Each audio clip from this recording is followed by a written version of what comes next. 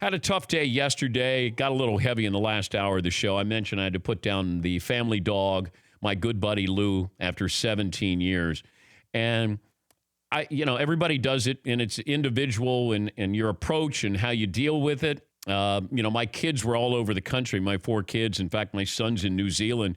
They all FaceTimed the dog to say goodbye.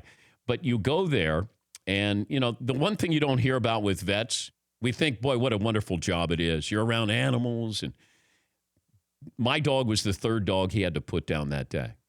And he couldn't have been greater in just comforting us. And at one point, after we finally put down Lou, he said, you know what, you should get your other dog and bring him in just so he can smell Lou, and then he knows that he's dead. And I'm going, okay, I didn't even think of this. So I go home. My wife stays with the dog, and I go home and pick up, Cooper. And he's a Shiba Inu. And he's in his own world. It's a Japanese hunting dog. It looked like a little, like a husky or something. They are a little fox. They're really beautiful dogs. But, man, are they in their own world. And so I bring this young dog in. He's 6. And Lou is lying on the floor. He's dead.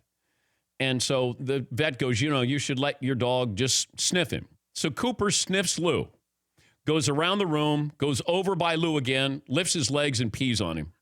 And I went, no. Laughter? Yes. I went, what are you doing? And the vet goes, those damn Shibas. I go, I guess we all grieve in our own way, but I didn't think you would. Like, poor Lou, you got peed on. Yeah, see. Was that sort of emblematic of their relationship No, while they had a great relationship. Last call. Yes. I got the last word, buddy.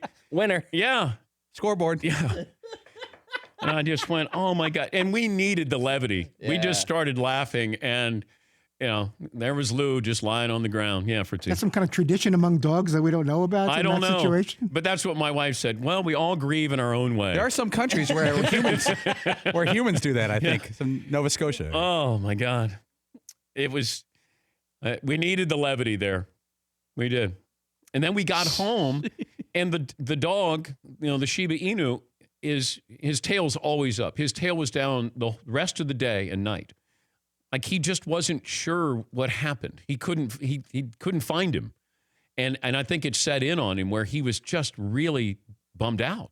Like, it was weird. But the fact that the vet said, take him in, let him smell Lou, know that he's gone, they'll know right away. And he did one loop and then peed on him. That's amazing. Yeah. This beautiful moment. You say goodbye. 17 years. Lou ran out of energy. Cooper, say goodbye to Lou. Just hang in there. Yeah. Just lifted his legs and peed on him. Oh, we needed that moment, though, yesterday. That was tough. It's like, you say, like, people forget, you move on. People just move on. And like, whether it's the media or whatever, and apparently in dogs, they move on. Cooper moved on. Yeah. But, these dogs, these Shiba Inus, they're Japanese hunting dogs. Beautiful dogs, but, they're alphas. They have to be the first one out the door, first one in the door. It's weird. You can't pet them on the head. They don't like being subservient. And, man, he got the last word with our little terrier.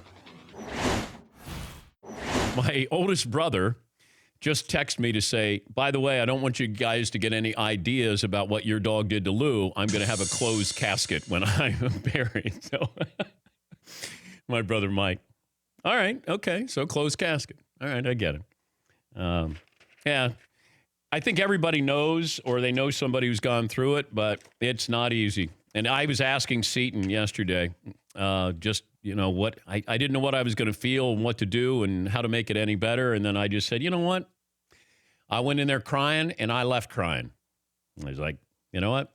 He was worth it.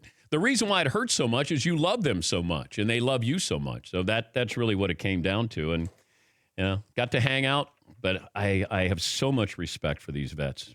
I did anyway. Our dog was the 3rd dog that he had to put down that day. So could you imagine going and knowing how important these animals are to people and your families. And you got to go in there, and ours was the third one he had to put down. Yes, Eden. Yeah, well, we put our dog Ruby down. I'm a crier for sure, and my wife is a crier, so we were sobbing when we did this.